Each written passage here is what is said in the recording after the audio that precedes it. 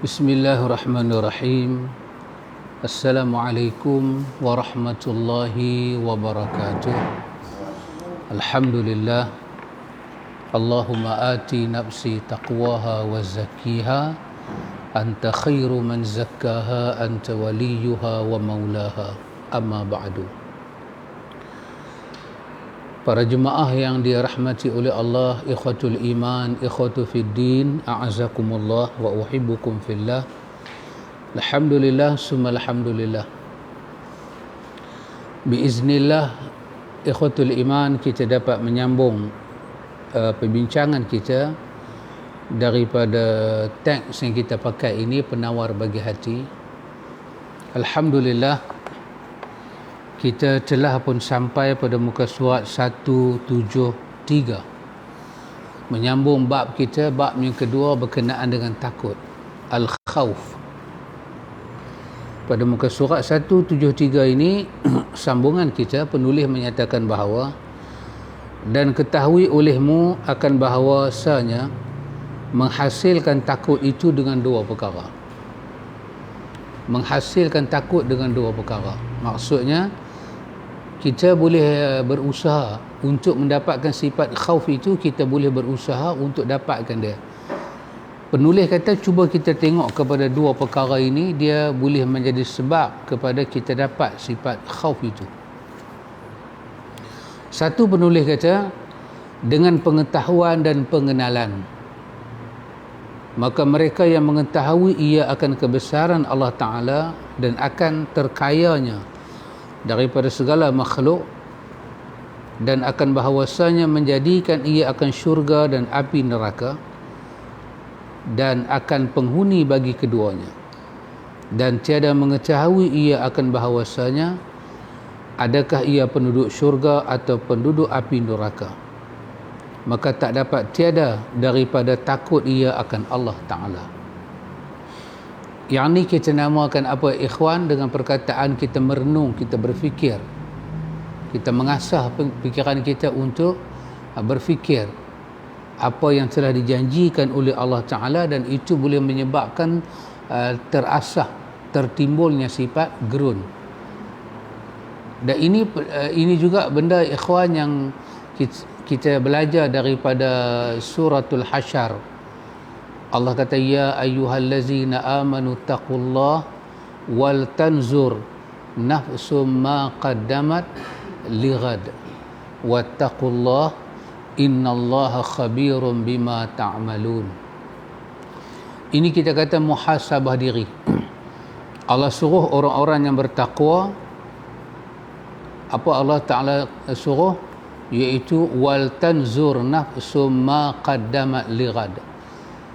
Tengok apa yang kamu nak tunjuk kepada Allah, kamu nak bawa bertemu Allah, lighad. Allah guna perkataan lighad. Ghad dalam bahasa merujuk kepada makna besok, tomorrow. Tapi ghad di sini kesemuanya orang tahu, kesemuanya telah diketahui, maksudnya adalah hari akhirat. Dekatnya akhirat dan mati dengan kita, Allah guna perkataan ghad. Ghadan bermakna besok. Besok nak jadi apa? Besok mati nak jadi apa? Maka itu diperlukan suatu penelitian hati. Dalam ayat Allah Ta'ala menyatakan walakin ta'mal qulubul lati fis sudur. Ada penyakit ini, kata Allah, penyakit yang dibutakan itu adalah buta pada qulubul lati fis sudur, hati yang ada di dada mereka. Mereka ini la ta'mal absar, bukannya tak nampak mata, walakin ta'mal qulubul lati fis sudur. Maknanya hati itu tak boleh fikir, tak boleh memikir, tak boleh menghadirkan apa yang patut dia hadir, supaya benda itu menjadi benih untuk dia dapat sifat khauf itu. Yang kedua, penulis kata dengan memandang kepada sekalian mereka yang takut dan menilik akan kelakuan mereka itu dan dengar akan perkhabaran mereka itu. Ya, yang kedua, bagaimana kita dapat takut itu? Pertama, kita merenung kepada janji-janji Allah ni. Dan yang kedua, kita melihat kepada kehidupan orang-orang yang takut pada Allah. Pasal itu para ulama kita menulis Syiar Alam An-Nubala, Hilyatul Awliya. Ini semua buku-buku yang dapat kita baca menceritakan bagaimana kehidupan orang-orang dulu, kesalehan mereka, kewarakan mereka, macam mana hidup mereka. Walaupun kita baca tentang kehidupan para salihin, tetapi tentulah ikhwan, kehidupan yang pertama akan kita contoh adalah kehidupan para anbiya, para rasul. Itu nombor satu, qisasul anbiya. Maka Allah muatkan dalam Quran satu bahagian penting untuk menjadi ibrah kepada kita, iaitu qisasul anbiya. Maka Allah guna perkataan dalam surah Hud. Allah kata, wa kullan naqussu 'alaika min anba'i rusuli ma nuthabbitu bihi fuadak wa ja'aka fi hazihil haqq wa mau'izatan wa zikra lil mu'minin. Semuanya telah kami ceritakan kepada kamu, naqussu 'alaika bil haqq, dengan kebenaran. Iaitu Allah cerita pada Nabi kita Muhammad, cerita Nabi-Nabi dulu untuk apa? Nuthabbitu bihi fuadak, supaya hati dapat kita kata apa? Sabat, keteguhan, hati kita kuat. Jadi penulis kata, pandanglah kepada kehidupan orang mereka yang takut pada Allah. Di kalangan hamba Allah ni yang takut pada Allah itu dikatakan para nabi, para rasul. Lepas tu turun ayat Quran. Ayat Quran menyatakan innama yakhsyallaha min ibadihil ulama. Orang yang takut pada Allah.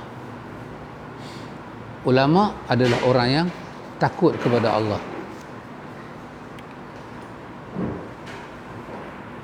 Kata penulis,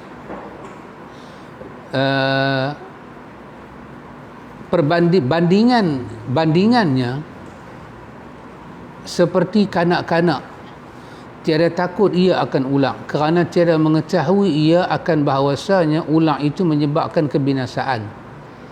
Bersalahan bapa bagi budak itu, takut ia akan ulang, kerana mengenal ia dan mengetahui ia akan mudarat dengan sebab dipacu oleh ulang. Tetapi apabila melihat kanak-kanak itu akan ayahnya takut akan ulang dan lari daripadanya dan gemetar badannya kerana melihat ulang itu, nescaya mengikut akan ayahnya pada ketakutan dan merasa ia di dalam hatinya akan takut, sekalipun tiada ada ia mengetahui akan sifat ulang. Kalau kita boleh dapat macam ni pun jadi dah. Kita tengok kepada kehidupan orang-orang yang takut pada Allah Ta'ala ni, macam itulah kita.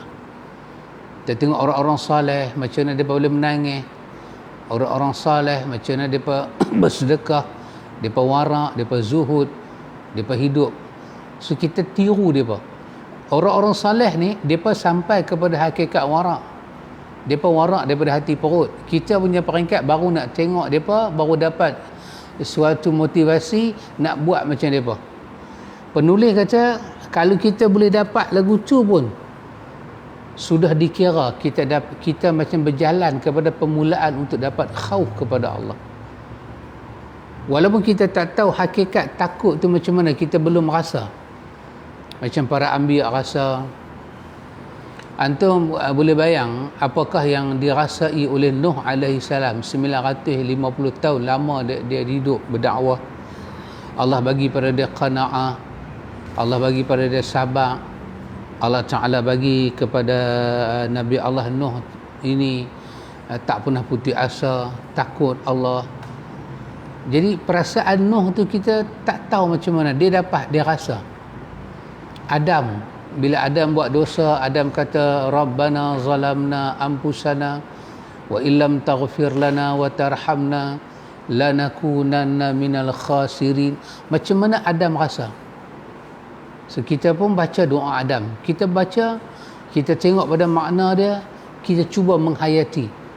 Walaupun kita tak sampai macam Adam, tetapi kita permulaan orang memakai asar, bekas-bekas perjalanan orang-orang yang Allah Ta'ala orang-orang yang Allah Ta'ala redha. Pasal itu seorang terkenal, dia menyebut, dia kata apa, dan ini disebut dalam semua kitab-kitab Tazkiyatun Nufus, menyebut tentang perkataan Al-Hakim ni. Dia kata apa? Dia kata, man khafa syai'an haraba minhu, wa man khafa Allah haraba ilaihi.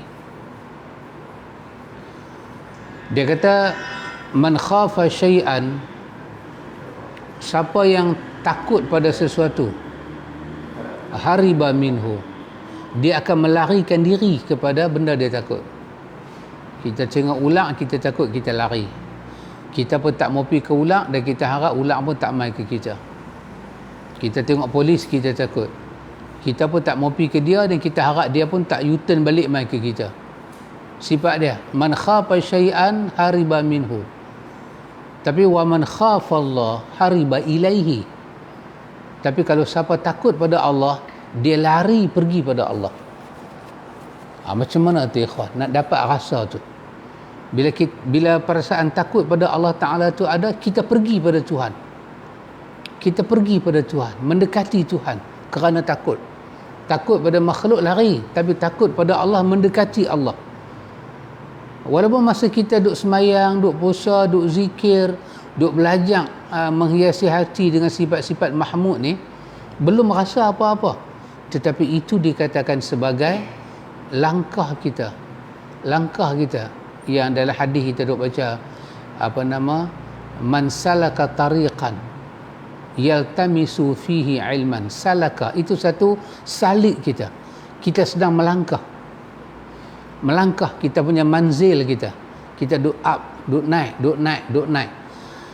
Nanti satu masa Allah Ta'ala bagi pada kita sifat khauf dengan penuh keikhlasan. Dan ini semua memerlukan mujahadah ikhwan. Jadi penulis kata, cuba tengok dengan dua perkara ni kita boleh dapat. Dan orang-orang yang telah bermujahadah dalam dunia tazkiyah ini telah pun dapat dengan dua perkara ni. Pertama, dengan merenung akhirat. Yang kedua, dengan banyak melihat potret-potret kehidupan orang-orang baik-baik ini, orang-orang soleh. Tapi orang soleh yang betul-betul soleh lah, bukan mitos, bukan cerita dongeng. Orang soleh betul. Kehidupan, pasal itu kita kena start dengan kehidupan para nabi, para rasul, para sahabat, para tabi'in. Itu cerita yang betul-betul wujud. Kita baca dalam Syiar Alam An-Nubala, kita baca dalam Hilyatul Awliya, kita baca dalam buku-buku yang lain, Bidayah wa Nihayah oleh Imam Ibn Katsir. Kita ambil kisah daripada yang benar ni, cerita yang benar ni. Kata penulis, dan ketahui olehmu bahawasanya takut itu seperti cemeti yang menghalau ia akan hamba kepada tuah akhirat. Takut, bila kita ada perasaan takut, macam ada benda pukul di belakang kita, bergerak. Ada tengok kan, kuda. Kita tengok filem cowboy kan, nama apa? Montoya. Monalito. Montoya. Hai Capra. Dia pun naik kuda pakai kasut, maka di ujung kaki tu dia akan bubuh kat kasut tu macam bintang besi. Bila dia naik kuda, dia akan pukul, dia akan henjak perut kuda. So kena, bila kena kuda sakit, kuda lari ya. Jadi kuda tak mau dah kena tu, kuda akan lari, dan selagi mana tuan dia akan bergerak, dia tak akan berhenti. Sebab berhenti dia tahu besi tu pukul dia. Maka sifat takut tu menyebabkan kita mendapat tuah, kita lari ke akhirat, kita pergi pada akhirat. Jadi sifat takut tu dia akan palu kita, dia macam cemeti, dia menggerakkan kita untuk kita sampai kepada Allah Jalla wa'ala. Ikhwan a'azakumullah, para ulama kita sebut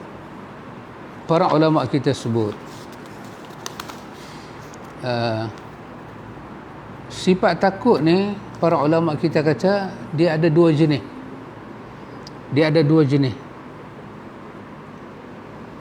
Satu, khauf. Kita perasaan takut tu ada dalam diri kita. Jenis pertama, khauf apa dia? Khauf min iqabihi ataupun khauf min azabihi. Kita takut kepada khauf min azabillah. Kita takut pada azab Allah. Kerana yang buat azab tu Allah. Walaupun azab tu kita tak rasa lagi, tapi kita dah tak takut dah. Macam dia bagi contoh pertama tadi, kita tak tahu kita ni ahli nar ke ahli jannah ke, wal'ayazubillah min zalik. Tapi dah takut dah, tak mau kenar, tak mau masuk neraka, nak ke jannah. Bila ada perasaan kita nak pada syurga, tak mau sungguh-sungguh kepada neraka, bermakna seolah-olah macam benih takut tu dah ada. Ini bahagian pertama.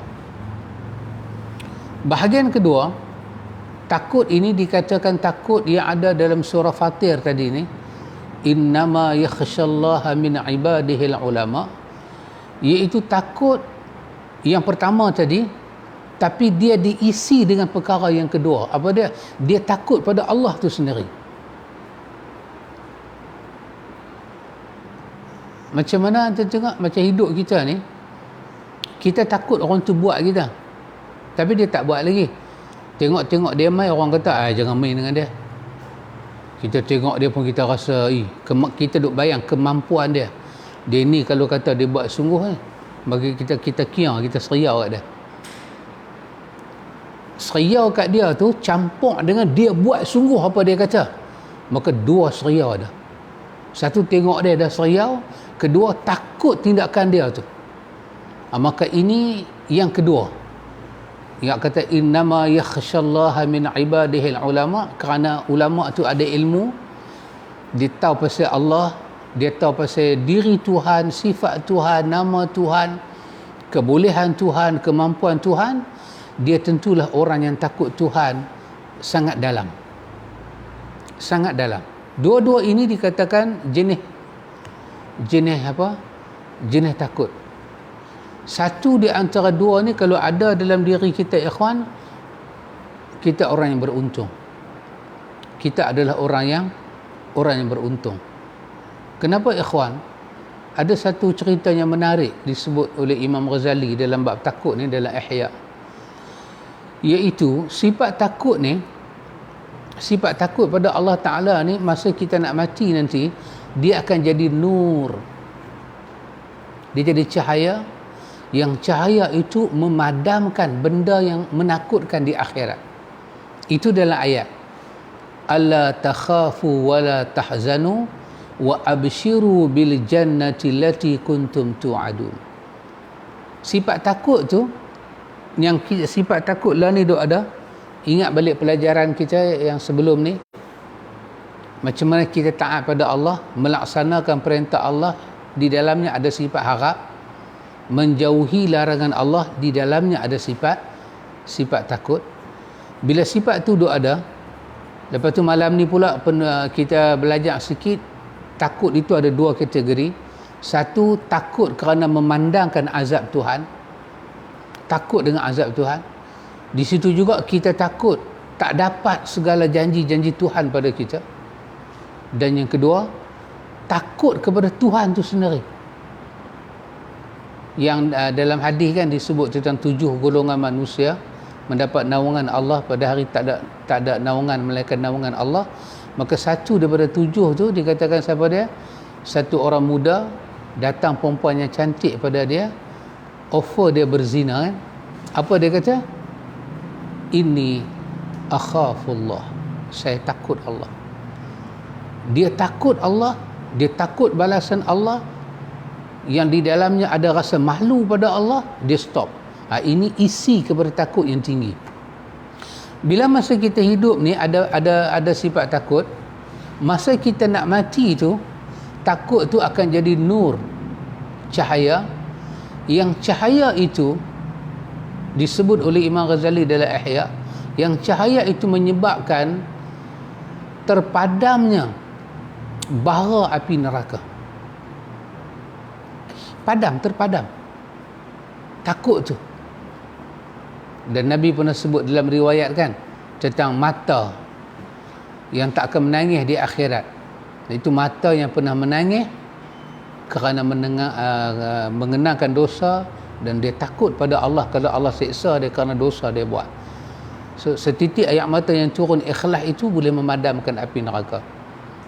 Maka ketakutan yang macam ni, ketakutan yang sangat bermanfaat, ketakutan yang sangat bernilai. Bila kita menghadapi sakaratul maut, ketakutan yang macam ni dia akan jadi nur, dia akan jadi cahaya, dia sinar kita, dia memudahkan kematian kita. Kita akan bawa kepada husnul khatimah. Bila dah nak takut, dia datang, malaikat tahu hati kita. Dengan izin Allah dia mai, dia kata alla takhafu, tak perlu kamu takut, wala tahzanu, tak perlu kamu sedih.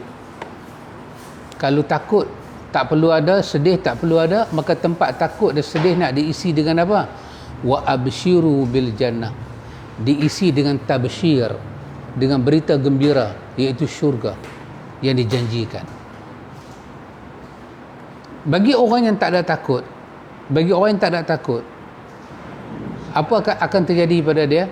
Ketika dia melalui husnul khatimah, kita kena tahu, bagi kita kata li'annal mar'i yamutu ala asha alaihi. Ini perkataan Imam Ghazali. Kita kena tahu bahawa setiap orang dia hidup, dia akan mati berdasarkan bagaimana hidup dia.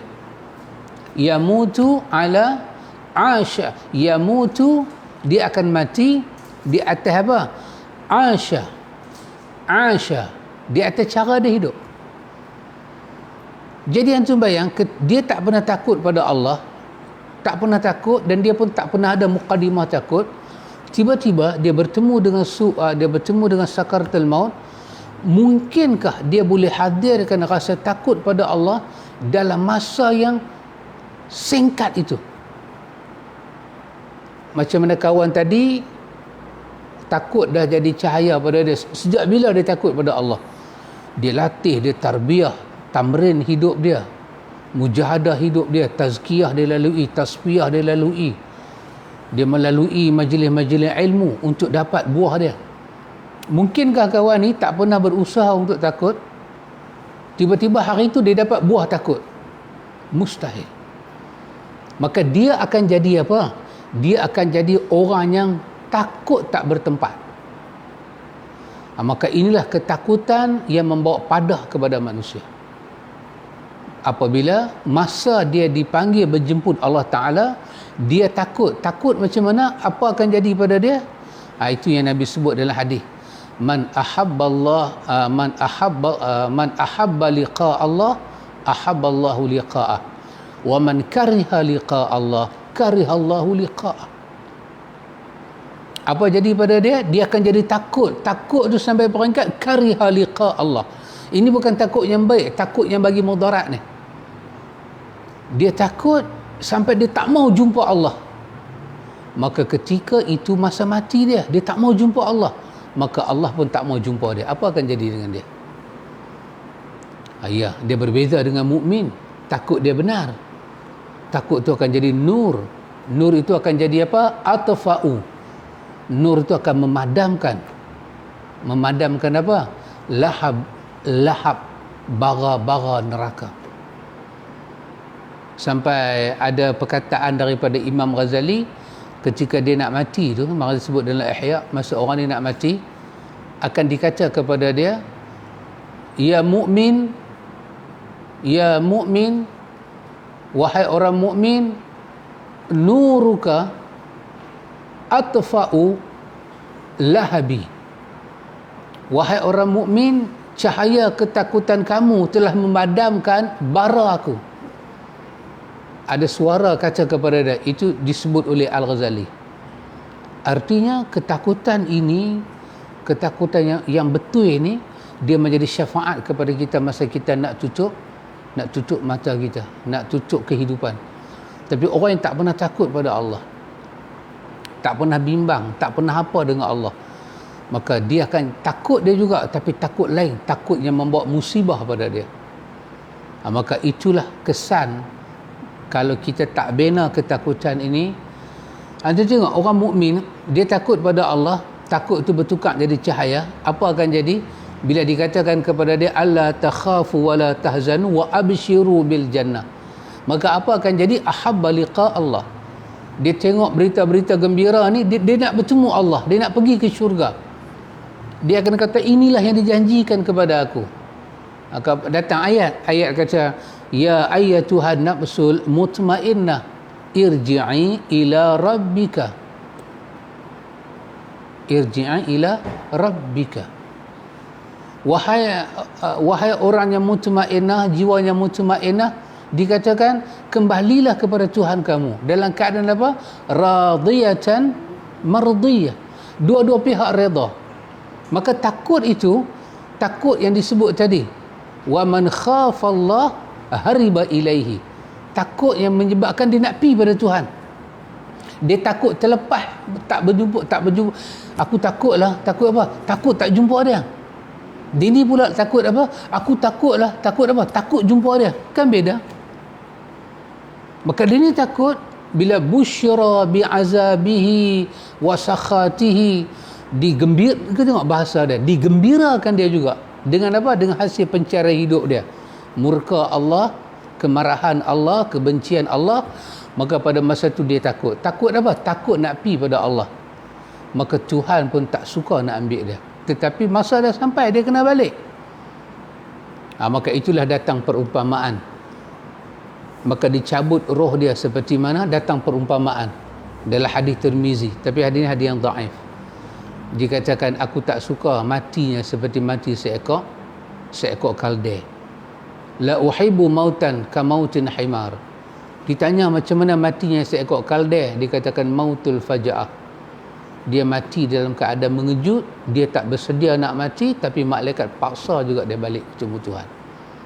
Takut juga, tapi takut yang tak baik ni.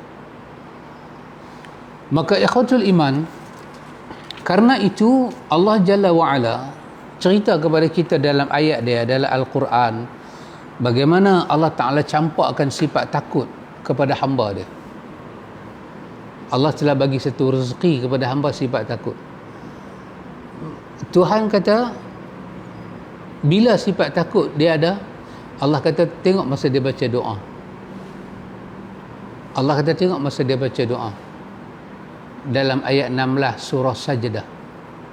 Allah kata tengok dia, tatajafa junubuhum 'anil madaji'i yad'una rabbahum khaufan wa tama'a wa mimma razaqnahum yunfiqun. Allahu akbar. Allah kata dia sanggup tengah malam dia menjauhi rusuk dia daripada tempat tidur. Dia jauhkan rusuk dia. Tatajafa 'anil madaji'. Dia jauhkan tempat tidur tu dengan perut dia. Maksudnya dia bangkit. Dia bangkit semayang. Dia bangkit macam mana? Yad'una rabbahum. Dia semayang. Yad'una rabbahum.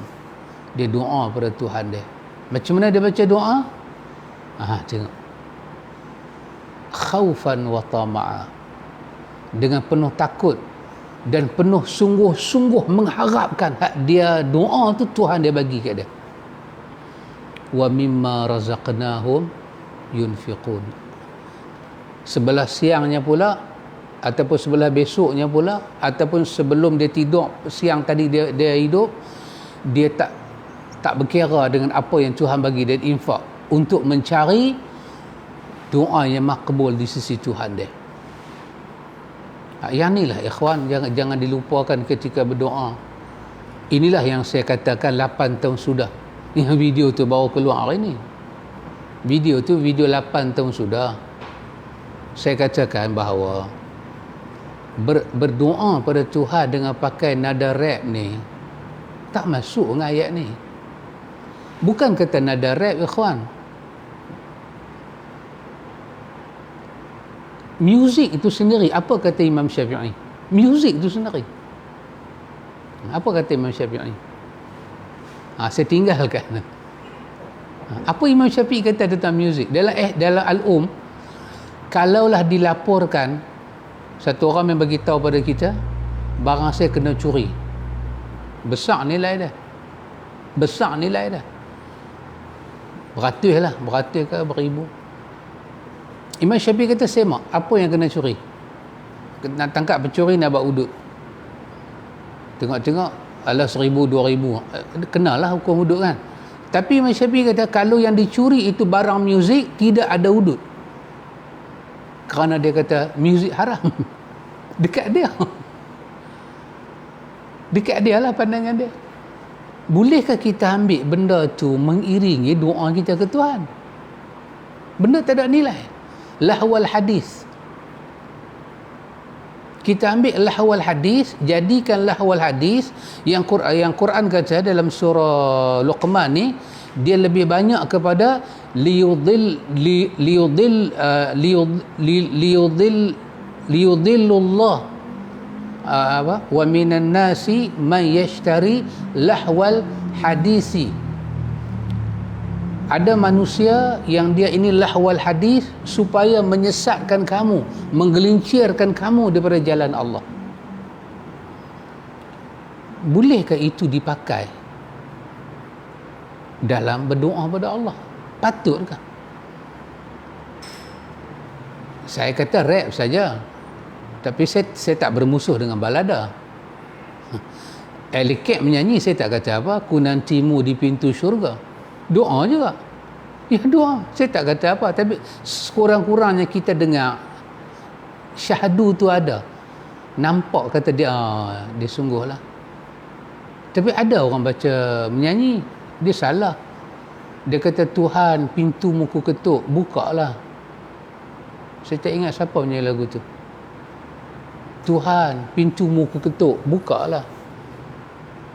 Senang nak pergi ketuk pintu Tuhan, dah suruh Tuhan buka. Who are you, man? Dulu ada lagu orang kata, Tuhan kau cabutkanlah nyawa aku. Tak boleh, pasal bertentangan dengan hadis. Allahumma in kana hayatu khairan li, Allahumma ahyini in kana hayatu khairan li. Ya Allah, hidupkan saya kalau hidup itu baik untuk saya. Dan kalau matikanlah saya kalau mati itu baik untuk saya. Bukan Tuhan kau cabutkanlah nyawaku. Tak betul.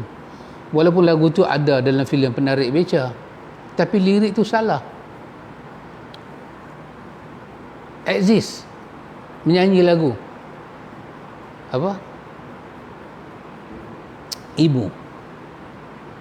Oh ibu, dikau disiram bayu pagi. Ini tajuk takut ni. Dan nak habaq. Lepas tu dia kata, Tuhan ampunilah dosa ibu, tempatkan mereka di antara kekasih-kekasihmu. Ya, kita dengar pun kita tak nampak lah, walaupun kita tahu mazhab yang menyebut apa hukum tentang muzik. Dia tak bagi. Kalau dia kata itu benda salah bolehkah dipakai sebagai mengiringi doa, dan doa tu ibadat. Tapi saya kata sekurang-kurang dunia ni dah berceramuk macam ni. Rap Haji Hafiz bila tahu rap ni macam mana? Di mana kita nak masuk dengan ayat ni? Soal kita ini artis ke, kita ini orang seni ke? Seni macam mana kita sekalipun, doa adalah ibadah. Dia bukan masalah peradaban, dia masalah asas yang kena simpan dalam kepala otak ni apa? Asas dia apa dia? Ad-du'a huwal ibadah. Kalau Allah tak mau dengar doa kita, tak akan ada ayat ud'uni astajib lakum. Kalau kita berdoa boleh sesuka hati, tak akan ada ayat doalah kepada Allah dengan apa? Dengan khufiyah. Dengan apa? Suara yang rendah, dengan suara yang pelan, dan apa? Dan merendah diri pada Allah. Allah sendiri aja. Allah sendiri aja. Allah gambarkan dalam ayat ni tentang manusia, wa yad'una rabbahum khaufan wa tama'a. Mereka doa pada Allah dengan takut. Takut apa ikhwan? Dalam ayat lain dalam surah Al-Anbiya 90, Tuhan kata apa? Wa yad'unana raghaban wa rahaba. Mereka datang berdoa pada kami dengan perasaan cemas, harap, dan perasaan rahaba, takut, kata Allah. Takut sangat kalau doa tak diterima oleh Allah. Maka sekurang-kurangnya bila kita doa kita tu nampak kata peradaban kita sedang berdoa, dan yang mengiringi doa kita itu tidaklah nampak dia tu menyalahi adab. Walaupun doa tu nak dijadikan sebagai apa sekalipun tak apalah, tapi sekurang-kurangnya doa itu mesti duduk pada acuan dia. Berdoa, hamba bermunajat pada Tuhan, menyeru nama Tuhan.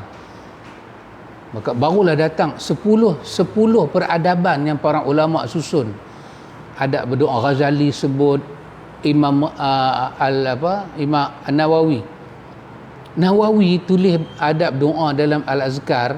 Dia sebut 10 tu apa yang Ghazali sebut dalam Ihya. Dalam kitab Zuhud kita duk baca tu, Dr. Ahmad Farid, dia sebut lagi sekali peradaban doa 10.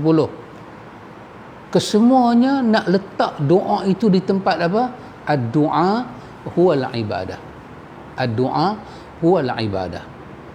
Ini Tuhan sebut tentang orang-orang yang dicampakkan kepada mereka perasaan apa? Perasaan khauf, perasaan takut, dan nampak sangat perasaan takut tu di mana? Dalam doa mereka pada Tuhan. Baik ikhwan, penulis kata pada kita, dan ketahui olehmu bahawasanya takut itu seperti cemeti yang menghalau ia akan hamba kepada tuah akhirat. Siapa dapat perasaan takut, dia bertuah. Tetapi tiada sayugia bahawa berlebih-lebihan ia. Jangan sampai hulu takut, sehingga membawa kepada putus asa daripada rahmat Allah Ta'ala. Dia punya takut pada Allah Ta'ala, ikhwan, nak masuk akad laki pun tak boleh dah. Takut.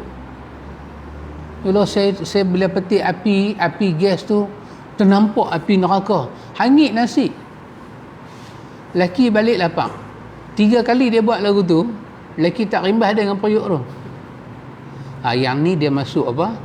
Dia masuk takut yang mencederakan dunia kita. Ini nama dia hulu. Takut tu betul, tapi dia dah terlajak. Mesti dia dapat bimbingan. Kerana yang demikian itu dicela. Tengok, takut macam tu sampai merosak hidup kita, dicela.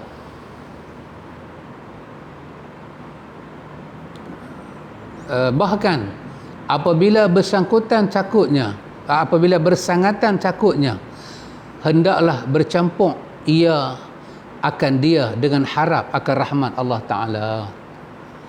Pasal tu sifat takut, penyejuk kepada sifat takut adalah sifat harap, raja, sifat harap. Sifat sabar, sifat harap, itu adalah sifat yang kena apik dengan sifat takut. Ya Allah, saya takut sangat ni. Dia sampai jantung dia jadi. Maka dia kena imbang dengan sifat harap. Kecuaian kita ni. Sifat apa? Jangan putus asa daripada rahmat Allah. Dan sayugia bahawa lebih kuat takut daripada harap selama ada ia mengerjakan dosa. Bagi orang yang banyak buat dosa, sifat takut tu kena lebih banyak daripada sifat harap. Adapun orang yang taat, yang tiada ada maksiatnya, maka sayugia sama banyak oleh takutnya dan harapnya. Ya. Seperti Umar radhiyallahu an, dia berkata, ini perkataan daripada Sayyidina Umar. Apa kata Sayyidina Umar?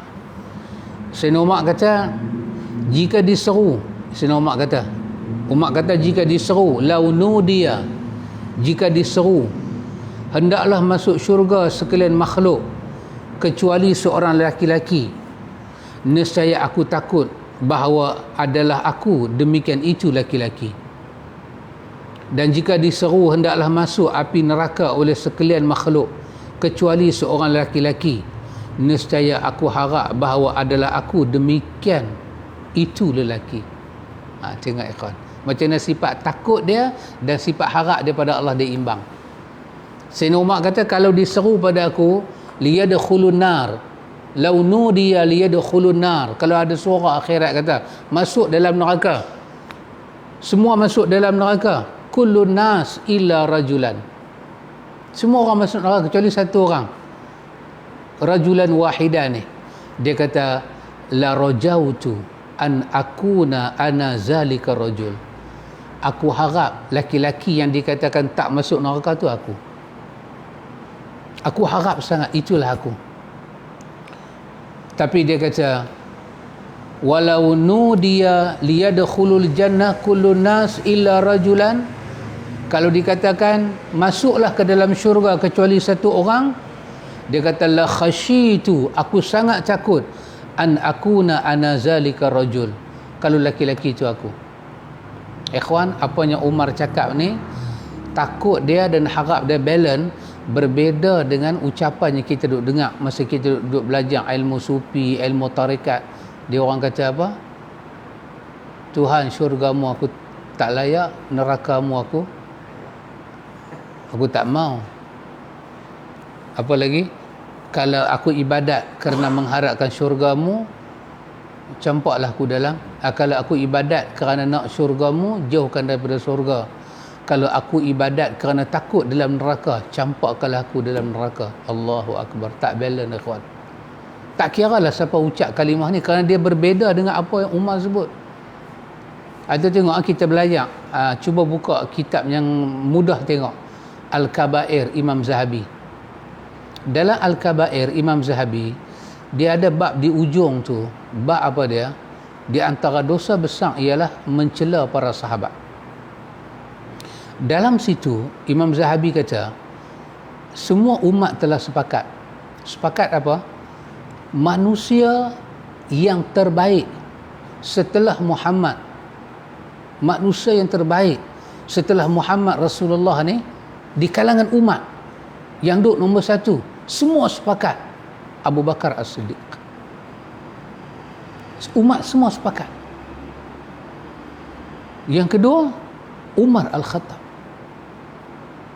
Ya ikhwan, jadi kalau ada perkataan Umar dalam hal-hal macam ni, tazkiyatun nufus ni, bercanggah dengan apa umat yang tak dapat tempat. Umar ni nombor dua ya ikhwan, nombor dua. 4 orang khalifah umat duduk nombor dua. Dan telah disepakati setelah Abu Bakar As-Siddiq yang baik di kalangan umat, setelah Abu Bakar siapa dia? Umar Al-Khattab. Maka dia kata macam ni, kalau disuruh masuk ke dalam neraka semua manusia kecuali satu orang, maka aku harap akulah orang tu yang tak masuk neraka. Dan kalau dikata masuklah ke dalam syurga kecuali satu orang, Umar kata aku sangat takut kalau akulah orang tu. Bahasa Umar begitu, kita pakai. Kita orang yang tak tahu nama berapa, baik duduk tak mana, tak tahu nama berapa ya kawan. Kita kata kita baik, tak dampi ke orang lain, anak kita kata baik lah tu. Umar nombor 2. Maka kita kena pakai bahasa Umar. Sayyidina Ali dia pernah kata apa ikhwan? Dia ketika dia kata li ba'dhi waladi, dia kata kepada sebahagian anak-anak dia kata pada anak-anak dia, dalam diri kita ni ada rasa takut pada Allah. Takut apa? Takut dengan satu keadaan. Dia kata lau ataitahu, dia kata tara khaufan tara annaka lau ataitahu bihasanatin ahli al-ardi lam yataqabbalaha minka warjullah raja'a tara lau annaka ataituhu bisayyiati ahli al-ardi ghafaraha laka. Sayyidina Ali radhiyallahu anhu kata apa? Takut. Dan cuba kamu tengok, apabila kamu datang kepada Tuhan dengan semua kebaikan-kebaikan ahli al-ardi, tiba-tiba tunjuk pada Tuhan kebaikan sebanyak tu, lam yataqabbalaha minka, Tuhan tak terima apa-apa pun. Kena takut, dia kata. Dia kata warjullah raja'a, kamu kena harap sungguh dengan pengharapan yang kuat pada Allah. Cara tengok, lau annaka ataitahu bisayyiati, kamu datang kepada Allah dengan kejahatan ahli bumi, ghafaraha laka, Allah ampun. Allah ampun kamu. Allah terima kejahatan kamu semua, Allah ampun. Kena harap macam ni dan kena takut macam tadi. Kena takut kalau Allah tolak amalan kita, kena harap Allah bagi keampunan pada kita. Itu pesan Sayyidina Ali kepada anak cucu dia. Itulah nama dia, takut yang seimbang, ikhwan. Dan adapun apabila hampir ia akan mati, maka bermula harap dan baik sangka dengan Tuhannya lebih utama baginya, kerana sabda Nabi sallallahu alaihi wasallam, la yamutanna ahadun minkum illa wa huwa yuhsinu dhanna billahi.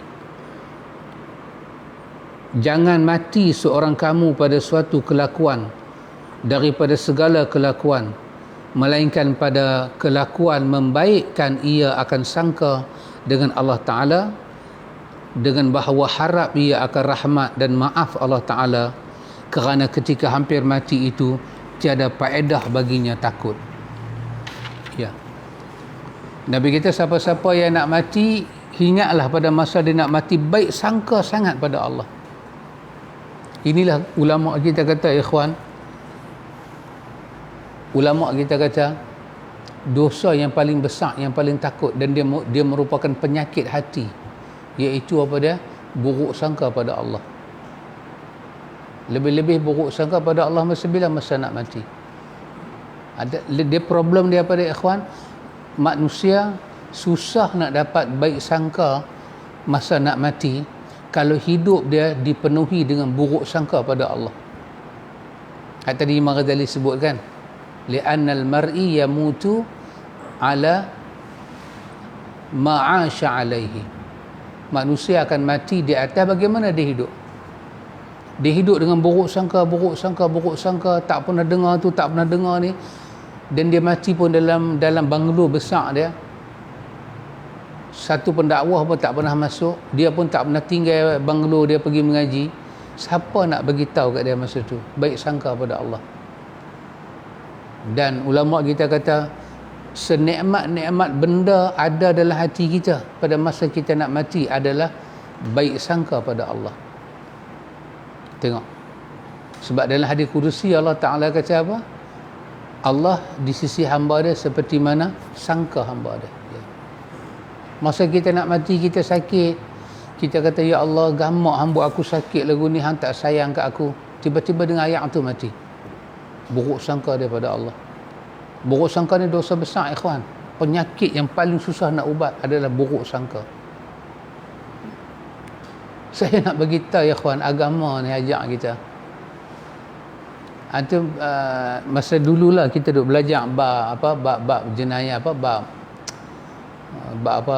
hudud ni. Dululah tak belajar dah kan, dulu pejuang kita pun hudud kan, lah tak dengar dah lah. Dalam hukum hudud, satu orang yang bagi tahu dia nampak orang zina, apa dia kena buat? Dia yang nampak orang zina ni, apa dia kena buat? Tuan, saya nampak orang berzina, saya nak laporkan. Kawan yang terima laporan tu, dia kena buat apa? Minta video. Mana video? Dia saya bawa video, saya ambil gambar. Video nombor 2, nombor 3. Dia kena bawa 2 biji mata, lagi 2 biji mata, lagi 2 biji mata, campur 2 biji mata dia. Berapa? 8 biji mata. Nampak, bukan dengar, bukan remang-remang, bukan samak-samak, tapi nampak dengan naked eyes. tanpa rabun, batang celak masuk dari lubang celak. 8 biji mata nampak clear, baru boleh angkat nama mereka berzina. Tak kalau 80 rotan disediakan pukul belakang kawan yang kata zina ni. Dia panggil hadul qazaf. Moral daripada undang-undang ni apa dia, ikhwan? Bahawa manusia, benda dia tengok pun dia tak boleh percaya. Dia kena percaya pada wahyu lagi. Wahai benda tu dia tengok dengan mata, tak boleh percaya lagi. Jangan percaya apa yang kita tengok. Itu clear kita tengok. Dah kena panggil mata orang lain tengok. Yalah, tara saya nak panggil orang lain tengok, daripada sudah. Kalau daripada sudah, sudah. Ha? Habis saya tengok maksiat, habis ada situ. Perlu angkat? Tak perlu angkat. Nabi bukan tengok. Orang tu mai jumpa Nabi, ya Rasulullah, saya zina. Nabi kata, hang cium dia kot. Dah, saya zina. Hang peluk dia kot. Dia nak habaq lagi. Nabi kata, sudah. Waktu sembahyang dah masuk, jom kita pergi sembahyang. Dia nak habaq lagi. Nabi kata, bukankah anda sembahyang? Kebaikan itu memadamkan kejahatan. Yang tengok dengan mata pun tak boleh percaya kat mata. Tambah yang dengar dengan telinga. Tengok kita kalah. Wahai zaman ni kita kata ada video. Ya, video dipanggil qarinah. Bukti sampingan. Bukti setelah ada 2 biji mata, 2 biji mata, 2 biji mata, 2 biji mata. Bolehlah bawa video. Sebab 2 biji mata ni tak boleh nak edit. Dia memang nampak betul. Video ni, ikhwan. Berapa banyak pemimpin dunia kena muka orang lain, badan orang lain. Dunia. Muka betul, bahkan suara pun orang boleh lekat suara. Kalau sebiji macam mana tuan punya suara cakap, tengok orang lain. Ya, ikhwan. Agama ajak kita percaya ke Tuhan lebih daripada percaya pada panca indera. Tapi kita gagal. Maka Allah kata, tajuk kita bercakap ni, janganlah satu orang tu bila dia nak mati, dia buruk sangka pada Allah. Bahkan wahwa yuhsinu dhanna billah. Dia kena baik sangka pada Allah. Kenapa, ikhwan? Kerana ketika itulah tanda orang yang takut pada Allah. Ini diriwayatkan oleh Imam Ahmad, Muslim, Abu Daud, Ibnu Majah daripada Jabir. Dan bahawasanya harap itu menyalahi ia akan cita-cita, dengan bahawasanya harap itu bergantung hati dengan yang digemari pada hasilnya pada masanya akan datang, serta berusaha ia pada sebab bagi hasilnya. Dia kata harap, sifat harap ni, kita kata sifat raja' ni, dia berbeza dengan cita-cita. Sifat raja' itu apa dia? Sifat raja' itu adalah mengharap, hati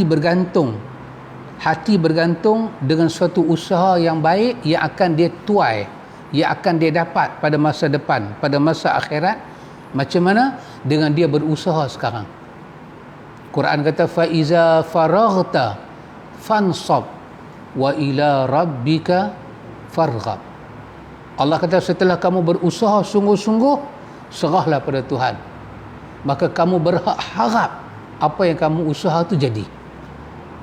Tapi kalau dia tak ada usaha apa, harap nak jadi baik tapi usaha tak ada lagi, itu nama dia cita-cita. Harap ni benda kita dah bertungkuh lumah dah semayang dah puasa dah, maka harap ada pahala akhirat. Maka yang ni nama dia raja, sifat harap tu. Seperti dia kata,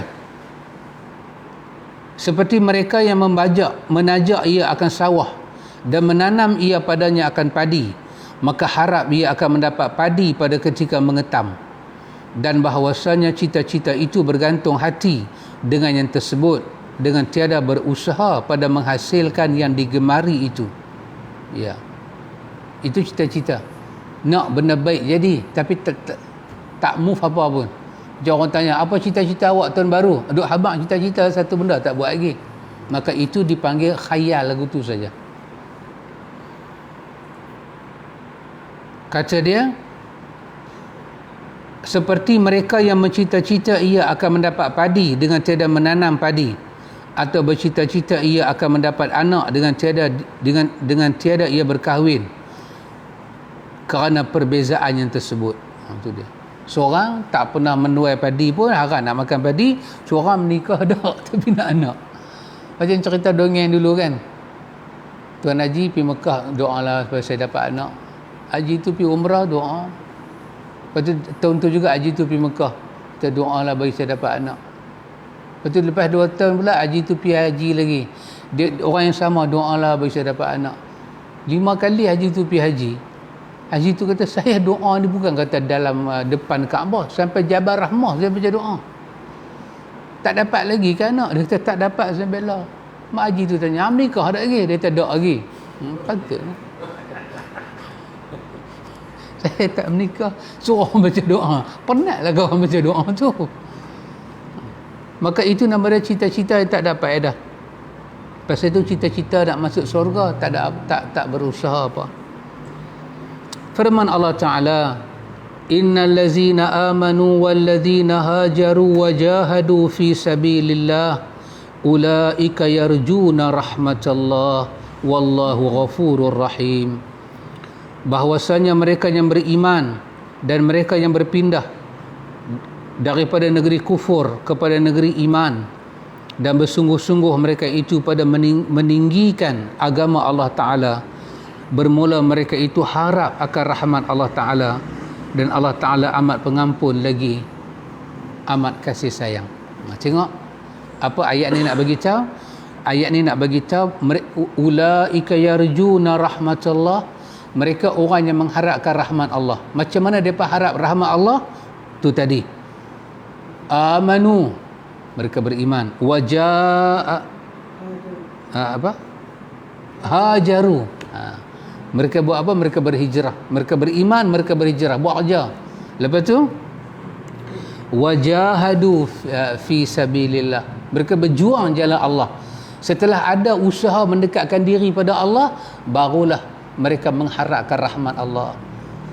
Iman mereka, hijrah mereka, amal sabilillah mereka dibayar di hari akhirat. Ya, itulah nama dia harap yang betul dan kena dengan tempat dia. Tuan penulis kata, dan bahawasanya faedah bagi harap itu, apakah dengan harap, sifat harap ni sifat raja kena ada dengan sifat khauf. Apa faedah dia? Gemar pada menuntut akan yang diharap. Bila kita padukan sifat harap dengan sifat raja, sifat harap ni, sifat raja ni, sifat harap, dia menyebabkan kita memburu benda yang kita nak tu dengan bersungguh-sungguh. Dan faedah bagi takut itu, gemar pada lari daripada yang ditakut itu. Kita takut supaya Allah, kita takut kalau Allah azab kita di hari akhirat. Apa faedah dia? Kita akan lari daripada semua benda menjadi penyebab kita akan diazab di hari akhirat. Sifat harap menyebabkan kita memburu apa yang kita nak di hari akhirat, benda-benda yang menggembirakan.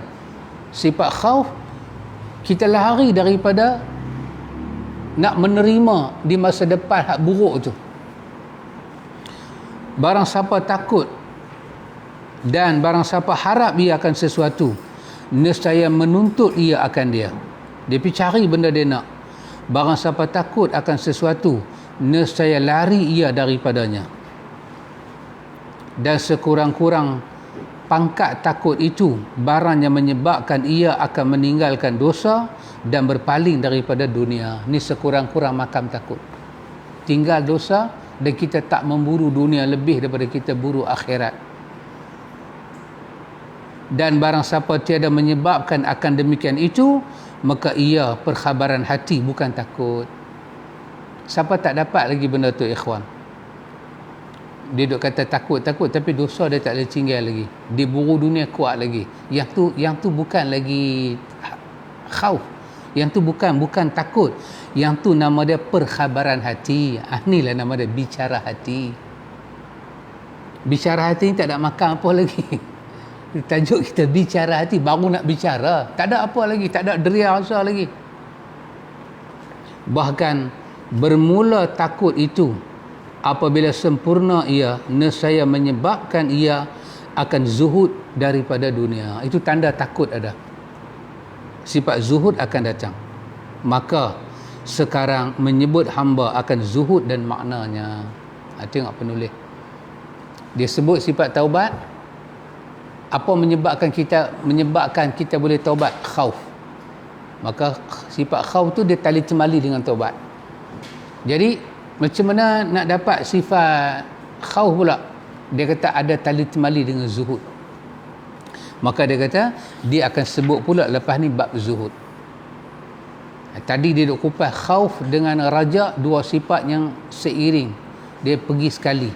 Maka dia juga akan sebut selepas ni ikhwan, yang kata sifat harap tu macam mana, sifat sabar tu macam mana. InsyaAllah ikhwan, kita akan masuk bab yang ketiga pada menyatakan zuhud.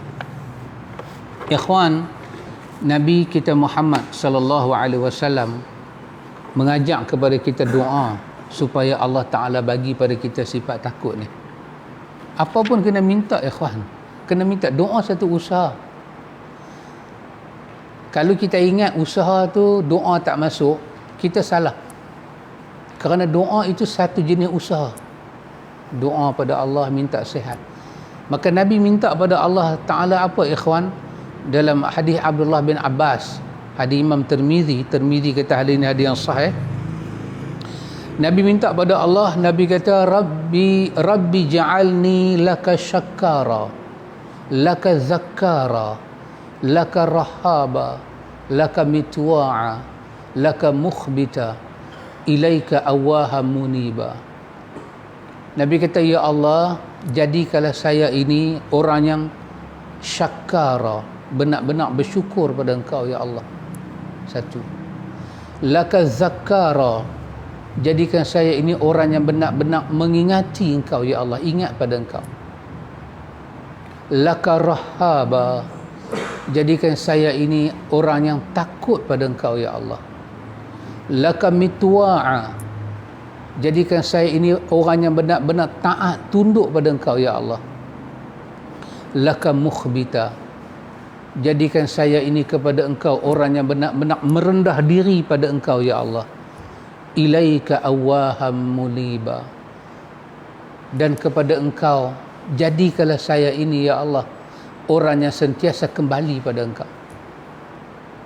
Apa-apa pun kembali pada Allah. Apa-apa pun kembali pada Allah. Kok Nabi ajak satu perempuan bila satu orang nak masuk Minang. Apa Nabi kata? Nabi kata kalau dia buat benda ni dia tak akan menyesal. Apa dia? Istikharah. Istikharah. Apa keputusan kita nak buat? Kita istikharah. Istikharah tu maksud dia apa? Kembali pada Allah. Kita nak pindah rumah, kita nak beli rumah. Hatta saya kata, hatta ikhwan, saya ingat perkataan guru-guru yang pernah kata dengan saya, hatta kalau kita mai satu masa kita kawan dengan satu orang, kita rasa tak sedap kawan dengan dia, istikharah pada Tuhan. Tuhan, sesuai tak saya kawan dengan dia lagi? Ada tak manfaat dia? Manfaat pada agama saya, dunia saya, akhirat saya, masa depan saya, masa sekarang saya. Kalau dia membawa fitnah kepada saya, kau palingkanlah saya daripada dia, dan kau palingkanlah dia daripada saya, dan kau redalah dengan saya. Tapi kalau dia baik untuk saya kawan dengan dia, baik untuk saya, untuk dunia saya, akhirat saya, kehidupan saya sekarang ini, agama saya, ya Allah, kau mudahkanlah saya dengan dia, dan kau redakanlah kami. Sampai begitu istikharah kita diajak. Itu maksud dia ilaika awaham muniba, kembali pada Allah. Jadi Rabbi ja'alni laka syakkara, laka zakkara, laka rahaba, laka mitwa'a, laka mukhbita, ilaika awaham muniba. Ini doa Nabi minta pada Allah supaya kita ada sifat rahaba. Rahaba maksud dia al-khawf, sifat takut kepada Allah Jalla wa'ala. Jadi kena minta lah, ya Allah, jadikan saya daripada orang yang takut pada Engkau ya Allah. Jadikanlah saya orang yang takut pada Engkau ya Allah. Maka Allah akan jaga kita dunia sampai akhirat kita insya-Allah. Insya-Allah ikhwan, bicara hati kita akan menyambung bab yang ketiga pada menyatakan zuhud. Apa itu zuhud? dan dia ada kena mengena dengan sifat khauf. InsyaAllah ikhwan, semoga diberkati oleh Allah dunia sampai akhirat. Wa ila liqa, hayakumullah, barakallahu fikum. Subhanakallahumma wa bihamdika asyhadu an la ilaha illa anta astaghfiruka wa atubu ilaik. Wassallallahu ala nabiyyina Muhammad walhamdulillahi rabbil alamin.